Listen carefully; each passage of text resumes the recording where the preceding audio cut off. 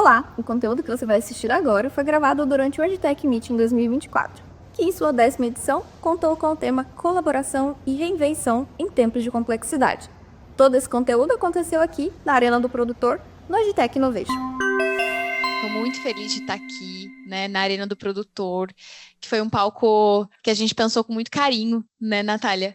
Que a gente trouxesse realmente temas que fizessem muito sentido, ao longo desse nosso ano, com os temas e os desafios que a gente encontrou aí pelo caminho dentro da porteira, Sou da Lana, prazer em conhecê-los, Como a Natália já falou, sou estrategista de inovação, é difícil de falar aqui, Mas, especialmente para esse painel, acho que é importante falar o meu carinho e a minha parte técnica também em relação à educação. Eu já liderei aqui a área de Learning Experience dentro do Hub, onde a gente trabalhava com capacitação muito olhando para as corporações, Afinal de contas, as pessoas dentro da corporação também precisam se capacitar para que tudo isso seja catalisado, e difundido para dentro da porteira também. Então, tenho bastante carinho e acredito muito, em tudo que a gente vai discutir aqui. E estou muito feliz de estar aqui e quero pedir para que os nossos convidados também se apresentem, começando pelo Klaas. Klaas, por favor, comece falando para a gente seu sobrenome. Como a Natália falou,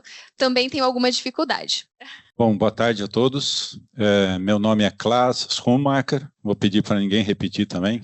Apesar do nome complicado, sou brasileiro, nascido aqui, então queria agradecer o convite, uma honra estar aqui, em público, um evento bastante especial, legal de ver, então, e é um desafio, no fundo estar aqui como produtor, a gente não está acostumado a enfrentar uma plateia assim, então a gente vai compartilhar um pouco das dificuldades e talvez um pouquinho também do que a gente faz. Eu moro em Olambra, tenho 2 filhos também, a gente está lá já há bastante tempo, nascido e criado lá, e então ligado lá com a produção agrícola da Terra Viva, empresa da família, 3ª geração hoje. Então, é uma empresa que está completando 65 anos de história nesse ano, então também é uma jornada longa. Boa tarde, quero agradecer primeiro a atenção e o carinho que a GTEC sempre tem conosco. Eu sou CEO da Já Entendi Agro, sou uma das fundadoras da Já Entendi Agro. Eu posso dizer que a gente nasceu aqui dentro, a gente trabalhava numa outra linha quando eu recebi um e-mail no LinkedIn falando, olha, a Bayer tem um desafio de capacitar tratoristas, então a gente precisa de startups, E a gente foi selecionada entre as 200 e chegamos ao final e fomos a startup que ganhou esse desafio e mergulhamos nesse mundo agro. Então a gente faz capacitação profissional para a base da pirâmide do agronegócio. É um nome comprido, mas basicamente a gente trabalha com quem está lá na ponta, explicando toda essa tecnologia, trazendo as demandas, que o produtor tem, que o mundo agro tem, traduzindo, fazendo o que a gente chama de transposição didática, que é trazer as orientações lá para quem vai apertar o botão no trator. Então, eu agradeço muito a oportunidade e estou feliz aqui de dividir tanto com o AgroAdvance quanto com o Klaas essa oportunidade. Obrigado. Boa tarde, pessoal. Primeiro, eu sou Pedro Bernardes, sou diretor de operações da AgroAdvance. Agradecer o AgTech pelo convite, parabenizar vocês pelo evento, um evento muito importante para o nosso ecossistema, atrair pessoas de fora para ver um pouquinho o que a gente está fazendo aqui.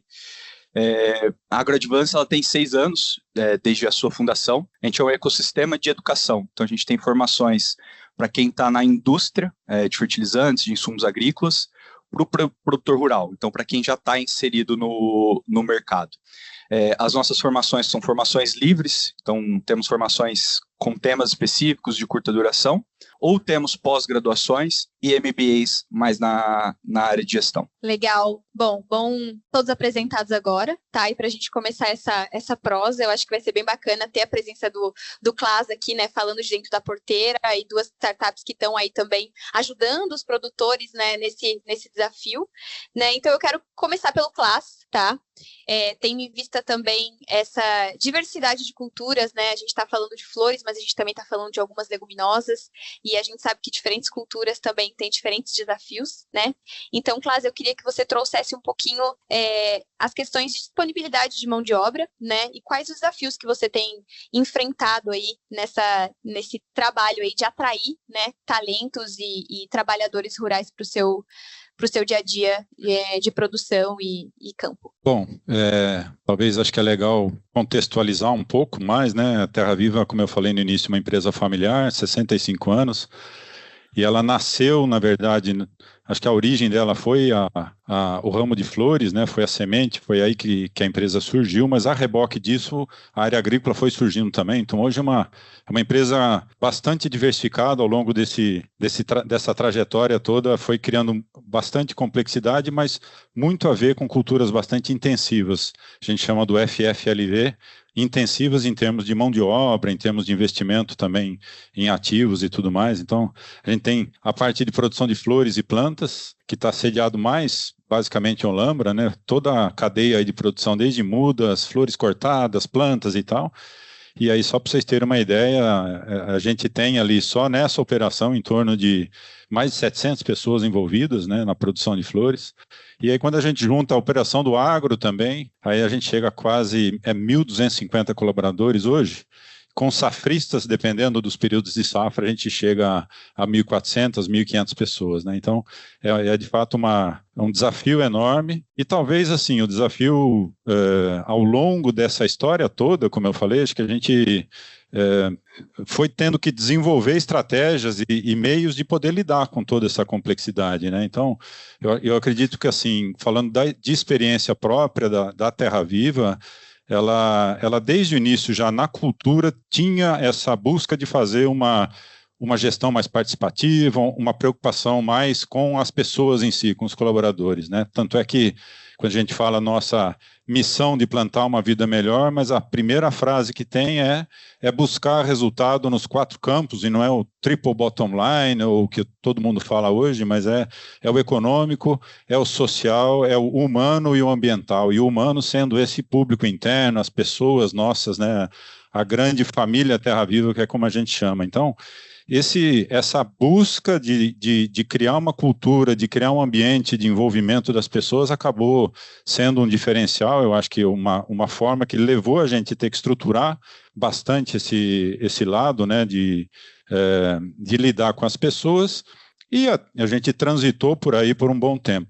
O que a gente tem percebido mais recentemente é que a dificuldade para atrair e reter talentos tem aumentado, né? Então, a gente tem percebido isso aí, talvez no passado agora mais recente, nos últimos 2 anos, eu diria assim, que está sendo um desafio adicional para, de fato, a gente estar conseguindo atrair as pessoas e reter essas pessoas ali.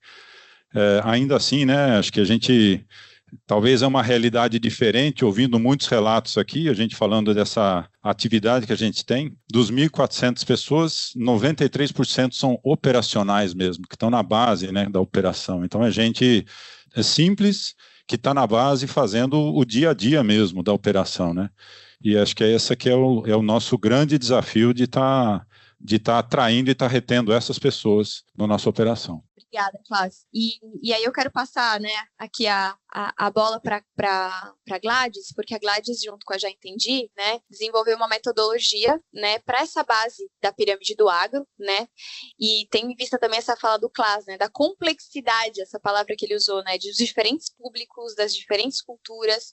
E eu quero trazer para Gladys a pergunta de qual a importância, né, da gente conhecer profundamente, né, quem são esses trabalhadores do campo, quem são essas pessoas, para que a gente consiga dar celeridade, né, e ser mais efetivo, né, nesse processo de capacitação dessa mão de obra. Isso, eu acho que a gente tem que partir de alguns princípios, tá? Quando eu estou falando de base da pirâmide, estou falando de pessoas operacionais, elas têm, eu não vou dar aula de neurociência aqui, o meu doutorado é em neurociência, que daí nasceu a metodologia dessa forma, mas assim, a gente entender que uma pessoa de operacional é diferente de uma pessoa que lida com livros, com orientações abstratas, que lida com números, né? Então, se uma pessoa passa 8, 10 horas em cima de um trator, fazendo o operacional, ou lidando com plantas, ou seja lá o que for, naquela tarefa repetitiva, e principalmente onde o corpo, né, a sinestesia é dominante, você não pode passar a informação para ele de forma abstrata. Colocou o manual na mão dele, não vai adiantar, tá? Hoje até, né, não precisa ser operacional, qualquer pessoa hoje não consegue mais ler um manual, não tem paciência, não tem, né,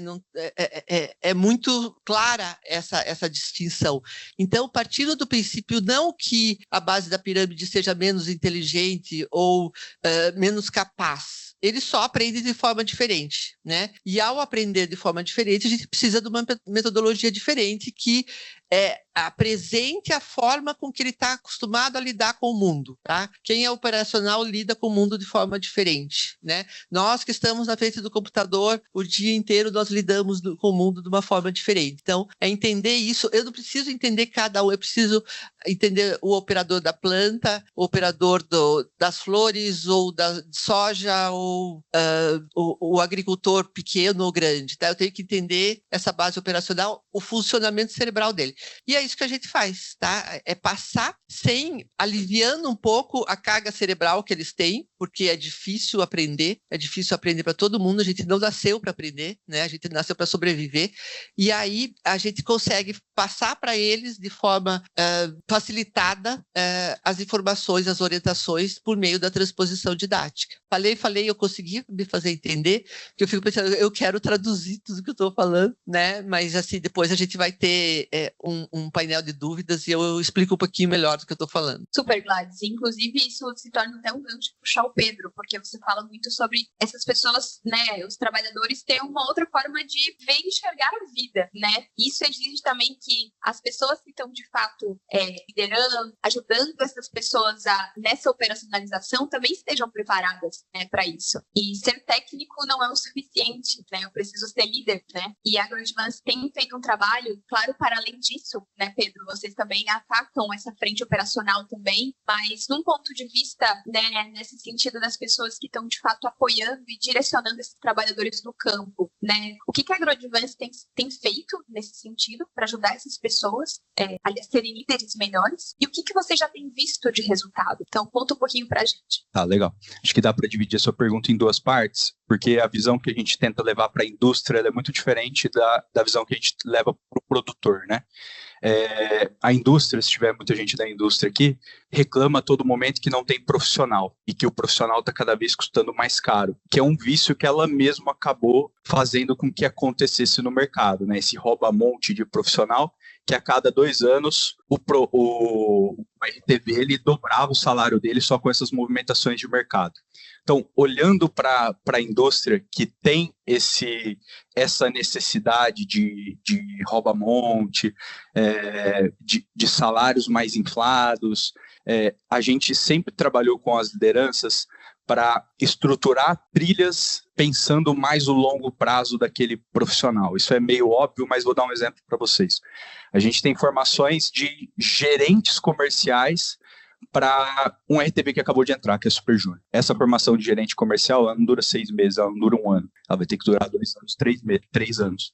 Então, você já consegue isolar um pouco no mercado esse rouba-monte e dar uma visão de mais longo prazo para o profissional. A provocação do lado das empresas, né, produtoras, no caso do CLAS aqui, a gente visita alguns grupos para discutir essa estratégia de desenvolvimento humano operacional com as universidades corporativas, fazer projetos mais robustos. E tem uma distância muito diferente de trabalho desse tema dentro das corporações. A indústria já é mais estruturada, já tem um departamento de DHO, tem um monte de gente lá dentro pensando para todas as estruturas da empresa. No produtor, a gente vê empresas que faturam R$1 bilhão que contratou o primeiro gerente no último ano. Então, o trabalho que a gente vem fazendo é ajudar e a provocar a estruturar o Gente Gestão além do DP e também com essa visão de trilhas, né? Nós vamos formar as lideranças, as futuras lideranças, nós vamos pegar a liderança que está aqui e vamos colocar um input que para o negócio é importante, gestão financeira, gestão de pessoas, gestão operacional, e tudo isso dentro de metodologias também. A gente trabalha muito cases com as lideranças e faz com que elas saiam da passividade do ensino e tenham que aplicar, tenham que fazer dinâmicas que elas se exponham às situações que eles vão ter no dia a dia. Acho que deu um contexto geral aí, o feedback da metodologia em si do ponto do aluno, ele se sente desconfortável no primeiro momento e depois ele não vive mais sem aquilo, vamos dizer, onde ele absorve mais, onde ele vivencia mais, e é super positivo. Muito bem, estamos aqui num painel de capacitação, né? Mas gosto do ponto que a gente está falando muito de gestão, de gente de gestão, né? Que passa por esse lugar, né? Convido vocês a pensarem nas suas perguntas, né? Logo na sequência já vou abrir aqui para as perguntas de vocês. Mas enquanto vocês pensam, quero jogar mais uma pergunta agora para os três, tá? Muito conectando o tema do nosso painel com o que a gente falou aqui, né? De tudo que a gente ouviu, a gente está falando do técnico, mas a gente está falando do humano, né? E se a gente falar do humano, a gente está falando de uma equação, né? Que ela passa por moradia digna, por essas pessoas de fato terem um contexto, né? Que incentive essas pessoas e ensine essas pessoas a aprender, quase que isso, né? O quanto que realmente a gente olhar para esses aspectos de gente e gestão, né? Para um lugar de dignificação das pessoas, para esse lugar de integridade, pode de fato fazer com que essa equação, né? De atrair, capacitar e reter, realmente faça sentido. Então, uma pergunta que eu trago para vocês é, quando a gente olha esse lugar da atração de uma forma íntegra para além da capacitação, isso de fato tem gerado resultados e tem feito com que a atratividade nas fazendas seja maior? A gente está conseguindo? Quero ouvir, Clássico, quer começar? É uma pergunta bem complexa, né? Complexo já foi o painel anterior falando de tecnologia, agora falando de gente é ainda mais complexo ainda, né? Mas por outro lado, acho que também é bastante simples, né? Acho que para mim, assim, e eu posso falar da experiência interna nossa, né? É difícil falar no geral, mas no que a gente acredita dentro da empresa é que além de tudo isso que você disse, que a gente tem que estruturar, tem que organizar, tem que cuidar bem das pessoas, ter um ambiente bom, ter todas as, digamos assim, a satisfação aí da pirâmide de Maslow, né? Ter um bom ambiente, toda a questão tal, até remuneração, uma socialização e tudo mais. Mas eu acho que essa questão da integridade, ou essa questão o nosso desafio é olhar para as pessoas, como seres humanos, que têm capacidades infinitas, né? Qualquer pessoa, seja ela da operação, são seres humanos que às vezes têm talentos, capacidades infinitas, né? E partir desse olhar e aí dizer como é que eu consigo fazer com que essa pessoa veja sentido naquilo que ela está fazendo todo dia. Então dá sentido para o trabalho que ela faz. Então não só conhecimento, mas acho que é conhecimento técnico, é conhecimento gerencial e é conhecimento de si mesmo também, ajudar isso e ajudar a ela entender no que ela está contribuindo. Então, essa questão também dela se sentir parte de algo maior, compartilhar do propósito, entender das coisas, acho que isso dá outro sentido para qualquer pessoa que está ingressando em qualquer lugar, e eu acho que isso para mim, é fator que é uma trilha que a gente tem que explorar em todos os níveis e é o que tem feito a diferença para nós, né?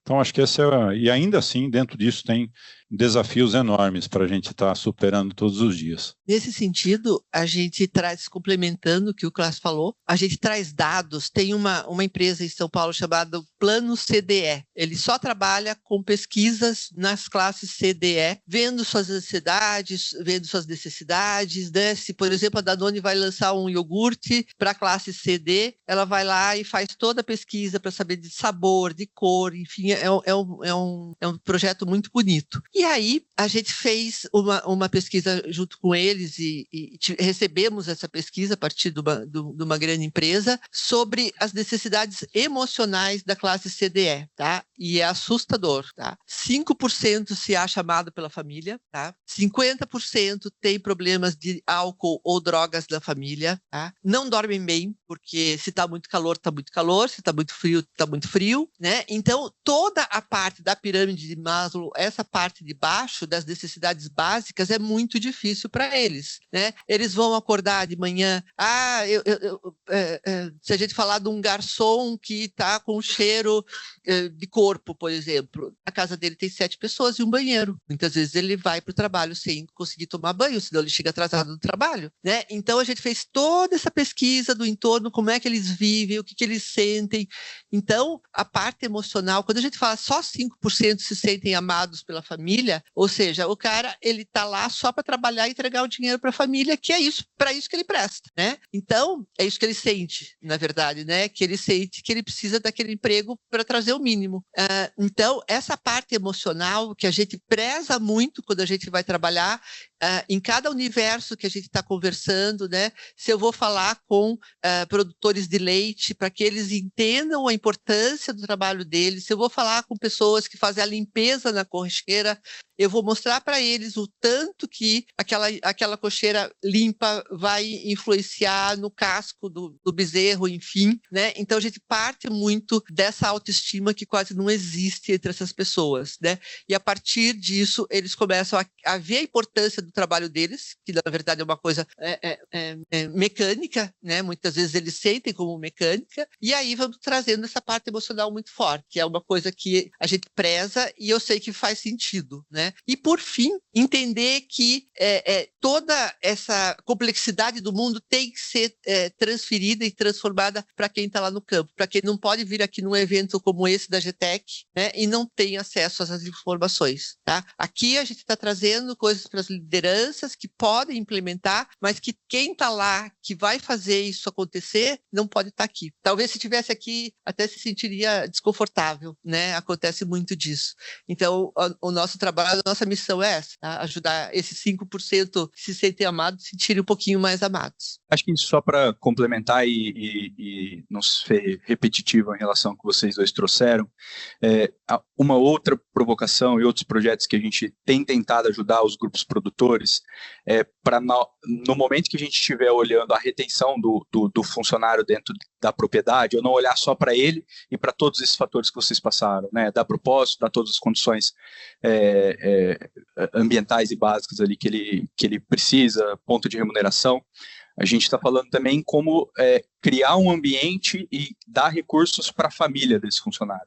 Dar recursos para o filho dele poder estudar melhor, dar um plano de saúde, locomoção, às vezes para levar para a cidade, né? A gente sabe que em alguns centros tem uma distância representativa e acho que só para trazer algo além do que vocês já trouxeram, né? Eu acho que complementando aquela pesquisa que eu falei para vocês, 70% deles, o dinheiro não chega no final do mês. Então, afinal, eles às vezes ganham o suficiente, mas não conseguem administrar esse dinheiro, né? Então, por que não fazer uma gestão financeira para essas pessoas, para que elas consigam lidar bem isso e não desvalorizar o trabalho delas achando que elas ganham demais. Elas, na verdade, não sabem administrar o dinheiro. E administrar dinheiro é difícil, né? Eu acho que vocês também trabalham com isso, né? De entender essa parte. Então, olha quanta coisa, quanta dificuldade tem nos bastidores desses teus 1.200 e tanto, né? Alguém na família usa drogas ou bebe, alguém da família tem uma depressão e ninguém identifica, alguém da família não chega o dinheiro no final do mês, né? Então, é um ambiente muito hostil para a gente querer exigir que essa pessoa chegue lá no trabalho com a cabeça ótima, já que ela não dormiu direito, já que, né, tem tantos empecilhos da vida dela. Gente, eu sou apaixonada pela base da pirâmide, então eu sei tudo da vida deles, eu fico levantando a bandeira para a base da pirâmide. Eu acho muito bacana, porque a capacitação, se você pensar numa pirâmide, criei uma pirâmide na minha cabeça, como se a capacitação ela fosse por dignificação, e aí a capacitação, que ela é um lugar mais técnico. Se aqui no ambiente corporativo a gente está falando de propósito um bom tempo, e quando alguém fala propósito, a gente fala, poxa, talvez a gente tenha que olhar para esse lugar do campo também, né? O que realmente está vindo e como fazer as pessoas enxergarem, dando essa base das pessoas, para que realmente a equação de atração ela aconteça. Porque afinal, a gente não precisa convencê-los, é a realidade. O tanto que a gente precisa deles, o tanto que uma empresa precisa, né, de cada um daqueles lá. Então é só mostrar para eles a realidade, que às vezes ali, eu já vou falar mais rápido, uma vez eu fui ver um treinamento, produzir um treinamento para frigoríficos, e aí a gente vê que aquelas pessoas passam o dia inteiro numa câmara fria, vestidas de branco, com uma viseira, não olham o rosto das pessoas e passam ali o dia inteiro. Como é que a gente vai dignificar isso, né? Se você pensar, é muito difícil passar 8 horas. Como é que está o cérebro dessa pessoa quando vê 8 horas de tudo branco na vida dela, né? Com um pouco de vermelho ali. Então, é um outro formato de cérebro. Bom, quer comentar, Cláudia? Então, Alguém tem alguma pergunta? Já temos pergunta? Vou passar o meu microfone aqui. Boa tarde, pessoal. Parabéns pela palestra. Eu acho que a minha pergunta vai mais para a Gladys, talvez para o Klaus. Um trabalho de usina, a gente tem um desafio de colaboradores. Nas usinas, grande parte deles são operadores de máquinas. E aí eu queria entender, assim, eu trabalho na parte de eficiência operacional, né? Então, bem como é que a gente vai fazer esses operadores entregarem mais todos os dias. A gente tem uma equipe de treinamentos, mas que é limitado. A minha dúvida é como é que a gente torna o acesso à informação uma coisa escalável. Hoje a gente tem um modelo de trabalho que acho que a maioria das usinas ou dos produtores tem uma equipe que vai lá, que se esforça para rodar turno, mas consegue atender um operador a cada 4 horas, e a gente está falando de 9.000 pessoas que a gente não consegue atender. Então, o que eu queria entender a capacitação das pessoas pode ser uma coisa escalável, e como é que a gente vai chegar lá? A resposta curta é com a Já Entendi Agro. Mas é isso, né? Com tecnologia a gente consegue escalar, a gente tem cases de 30.000 pessoas. Então, o que acontece? A gente tem que entender esse ambiente, e eles, principalmente, quando a gente está numa cadeia de suprimentos ou numa cadeia de produção, que eles entendam o papel deles naquela cadeia, porque muitas vezes eles não sabem que aquele pequeno sistema que ele tá lidando aqui vai impactar lá na frente, né? E qual é o custo operacional daquele impacto lá na frente. Então, é uma coisa que a gente consegue facilmente passar com tecnologia, a gente consegue com data science entender se aquilo está funcionando, melhorar aquele sistema, né? Então, tem toda uma inteligência por trás, uma inteligência técnica e uma inteligência tecnológica para fazer aquela cadeia rodar melhor, né? Então, é um desafio muito grande você ter 9.000 pessoas e ter uma capacidade limitada. Então, se você pensar que você tem um aplicativo, eu só não vou falar o nome do nosso, tá? Você tem um aplicativo que consegue cascatear todo esse treinamento, né? Está pronto, o cara vai acessar de uma forma simples, você vai saber o desempenho dele, ele vai ser certificado no final. Então, isso acho que é uma forma escalável de lidar com isso. Até porque tem o turnover, né? Daí a pessoa que já saiu e outro que vai entrar novo, eu acho que a tecnologia ajuda isso. Então, a gente pensa em comunicados hoje, como é que são feitos a sua maioria, né?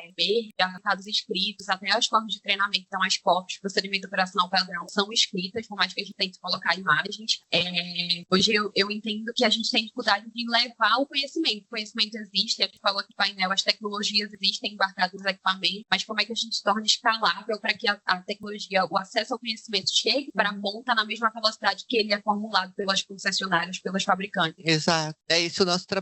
Talvez complementando um pouco a nossa experiência, né? A gente tem uma regra dentro da empresa que, assim, cada colaborador novo que entra, ele é certificado dentro de 30 dias. Porque é uma insanidade a gente contratar alguém e deixar ela lá solta, fazendo alguma coisa, sem ela saber o que ela está fazendo, como é que ela está fazendo e tal. Então, e quem é responsável por essa certificação? É o líder, não é o departamento de RH. O líder é responsável pela sua equipe, né? Então, a gente tem uma estrutura, uma gestão montada, onde de fato existem todos os procedimentos, tem todos os POs e tudo isso, mas quem é responsável por formar é o líder.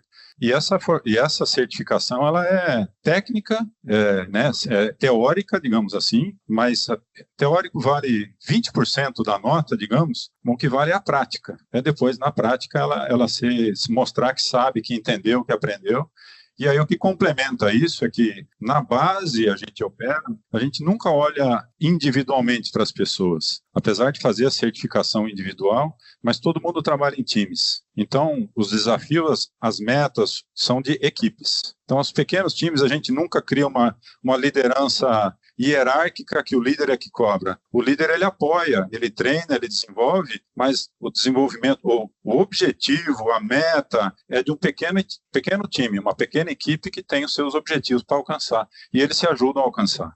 Eles terminam de completar, de acolher e de fazer com que essa pessoa opere bem. Porque se ele não operar bem, ele está prejudicando o time dele. Então, você cria uma cultura, e acho que isso tem que ser amadurecido, é uma gestão que você tem que implementar, tem muita informação, tecnologia, dados, mensuração, tudo mais disponível, que tem que suportar tudo isso. Acho que aí entra a tecnologia que nos apoia para isso também, né? Então, Clas, eu acho que dá pra, assim, ninguém conhece melhor do que o líder, né? As dificuldades, é esse líder que tem que direcionar, não alguém de fora, que chega lá e passa as regras, né? Então, é o chão de fábrica. Boa tarde, pessoal. Sou testemunha, Gladys, você é uma colhedora de muda, gastou todo o dinheiro no mês dela em sorvete, ela tinha vale farmácia, todo dia ela pegava um sorvete, chegou no final do mês, ela não tinha mais dinheiro, acho que em questão de 15 dias, né, a empresa teve que socorrer o problema das bets que a gente tem. No nível cultural, a pessoa, primeira vista pegando, mas também ao mesmo tempo eu vi uma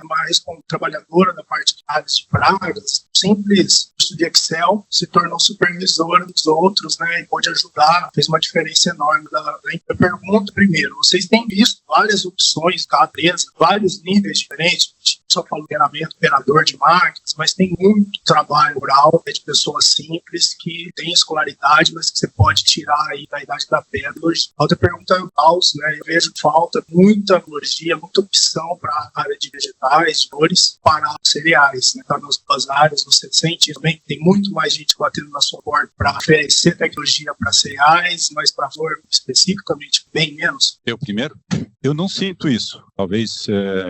No fundo, a gente tem, de fato, muita tecnologia que está mais disponível aqui hoje no Brasil, o que está mais voltado, digamos, para a agricultura extensiva, que a gente chama, mas Olambra acabou virando um centro, um polo também da tecnologia de ambiente protegido. E aí tem uma conexão muito forte com empresas locais, mas que também tem contato com os grandes centros aí de tecnologia. Então, acho que a gente tem acesso, não tem restrição de tecnologia para nós, né? Lógico que tem sempre uma curva de aprendizagem, de absorção disso, o que cabe, quando é o momento, como é que está o nível de maturidade de cada uma das empresas, entendeu? Então tem situações bastante distintas. Se a gente fala de produção de flores, né, no nosso caso, a gente tem desde produção de flores cortadas a céu aberto, plantado na terra, até, digamos, seria a tecnologia talvez mais básica, o que ela tem é irrigação e iluminação como tecnologia, até ser uma tecnologia que tem... aqui tem um colega nosso produtor também, de Olambra, né?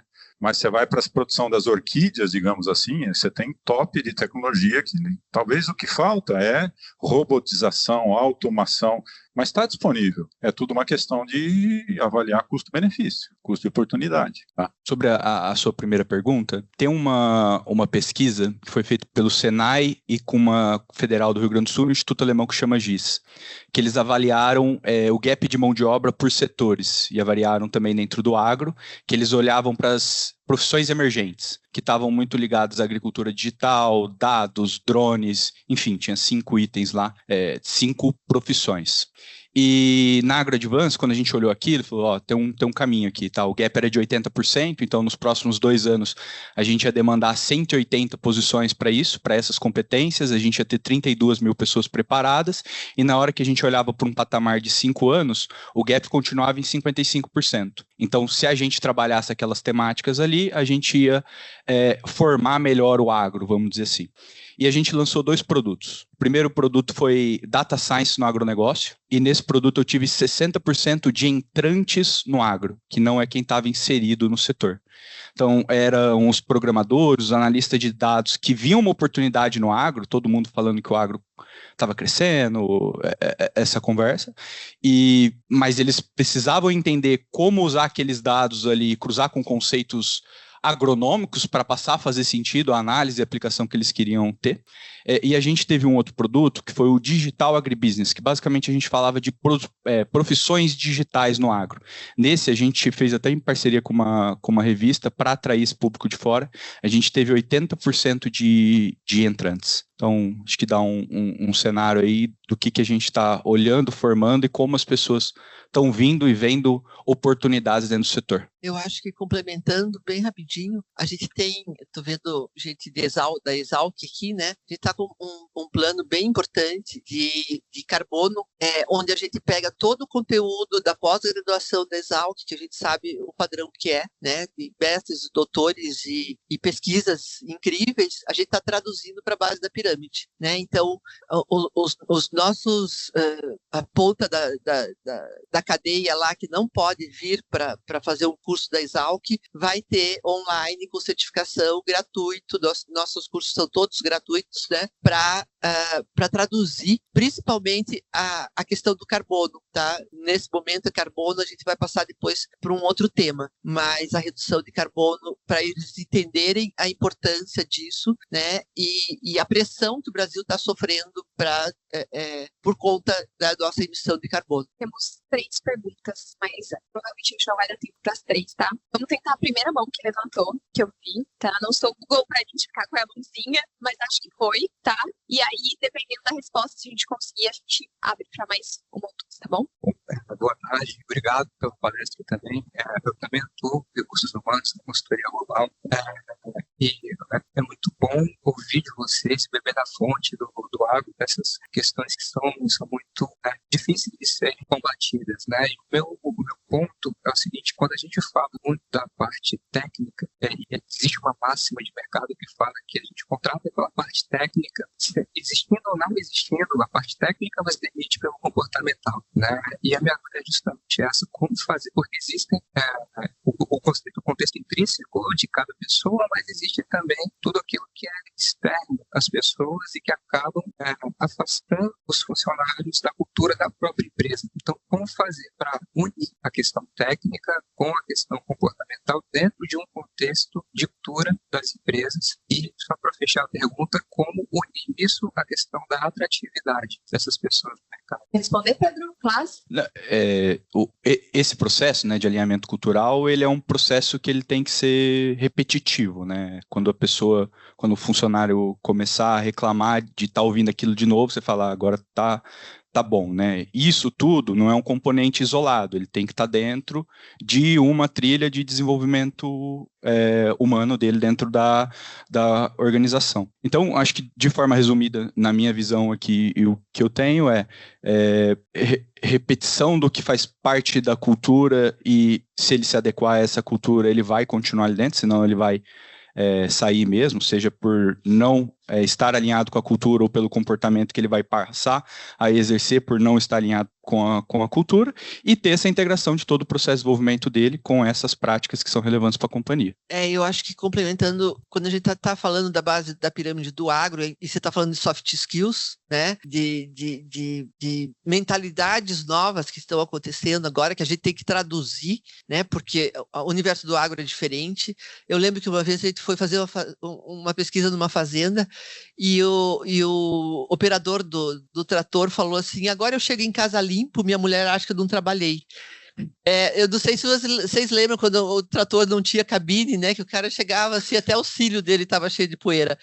E aí, assim, o quanto tem de mentalidade, e aí a gente está falando de soft skills, né, dele entender que o mundo mudou. Então, olha como é complexo isso, né? Então, assim, um super benefício para a saúde dele, para a vida dele, está sendo vista de uma maneira equivocada. Eu acho que só vou complementar, assim, acho que o Pedro comentou bem, e da nossa parte também, acho que a gente sempre olhar, a cultura tem que permear a empresa como um todo, né? E isso tem que ser feito de uma maneira sistemática, de uma maneira constante, de uma maneira, tem que ser bem cuidada, tem que ser gerenciada, inclusive, né? Então, como eu falei antes, né, acho que o líder ensina tecnicamente, nós temos que também cuidar da liderança para que ele também possa ser o transmissor. Então, o alinhamento cultural tem que ser trabalhado, logicamente você tem que estar buscando isso, e são esses, talvez, os principais motivos, de fato, de às vezes não ter um alinhamento cultural, as pessoas acabam procurando outro caminho, né? E eu acho que isso é natural. Só que aqueles que estão, acho que aí a gente tem que trabalhar de uma maneira sistemática para isso ser vivido, para isso ser presente, ser vivenciado também na organização, né? De uma maneira recorrente e coerente, né? E não só discurso. Aí tem que ser ação também. Pessoal, vou ter que pedir desculpa. Seu nome? Helena, a Milene Guilherme. Eu vou não pedir para vocês, mas, né, procurem para fazer as perguntas diretamente. O pessoal vai estar aí no evento, happy hour. Então, procure, vamos se conectar, tá? E eu só quero aqui fazer uma pergunta final mesmo para a gente fechar aqui esse painel. E a pergunta é sobre priorização. Acho que a gente falou muita coisa. A gente falou sobre gestão de pessoas, um aspecto aí de atração para a questão tecnológica, né? A gente falou sobre vários pontos aqui. Eu quero entender de cada um de vocês. Se a gente tiver tiver que priorizar aqui 1 ou 2 pontos aqui, para que de fato a gente consiga fazer do agro, né, um setor mais atrativo, né, e que a gente consiga de fato reter, né, as pessoas e dignificar e capacitar e ficar tudo que a gente falou, o que vocês priorizariam do que a gente falou aqui? Difícil, né? Talvez eu assim, olhando mais para o setor como um todo, acho que a gente tem que, em conjunto, como setor, de fato, desmistificar. Acho que tem muito preconceito ainda em relação ao agro. Acho que o agro é um lugar fantástico e que tem oportunidades mil e tem, né, demanda para todo tipo de pessoas, de profissionais. Então, acho que esse é um.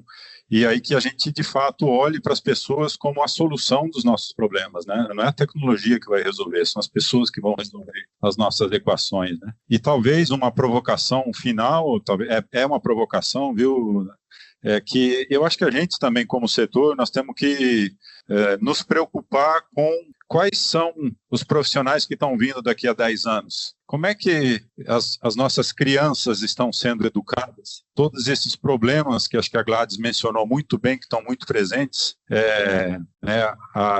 ela tem muito mais, acho que, expertise para falar sobre isso, mas a formação do caráter dessas crianças é formada na primeira infância. Como é que está essa educação na primeira infância? Como é que os valores, de fato, para tornar pessoas de caráter, pessoas íntegras, que sejam as mais simples que sejam, mas que sejam pessoas com integridade. O que é que está vindo aí, gente? E o que é que nós estamos fazendo? Nós estamos, às vezes, preocupados em resolver problemas, nós estamos tentando enxugar gelo aqui, naquilo que a gente está enfrentando como problema, mas a base, acho que a gente tem que nos unir de alguma maneira e ficar inconformados com o que está acontecendo e agir em cima disso, né? Então, é uma provocação, acho que é um estímulo, quem sabe é uma equação impossível para colocar na mesa aí, e nas próximas achar a solução. Eu posso só fazer uma interrupção? A gente tem um projeto super legal sendo exposto lá no Espaço de Gestão, um projeto chamado Impacto ODS, que é um projeto do Instituto Maurício de Souza, em parceria com um parceiro nosso, onde eles, de fato, eles estão levando, né, essa capacitação, essa educação para as crianças através dos gibis, né, que eu acho que deve ter marcado a infância de vocês. Mas tá lá, então se vocês quiserem folhear e conhecer mais o projeto com QR Code, eu acho que está muito conectado com o que o Clássico falou, né, da gente olhar também para as próximas gerações, né? Acho que só um complemento dentro disso, já que é para procurem também Movimento Abraçar, eu acho que é um outro movimento muito legal, tem algumas empresas aí que se conectaram com essa iniciativa, ela está ainda pequenos polos aí, pequenos núcleos acontecendo em poucos lugares do Brasil, mas a intenção desse projeto é levar os valores humanos básicos para a primeira infância nas escolas públicas, nos municípios. Então, são pequenas iniciativas que talvez podem ser multiplicadas se todo mundo se engajar e todo mundo se preocupar com isso.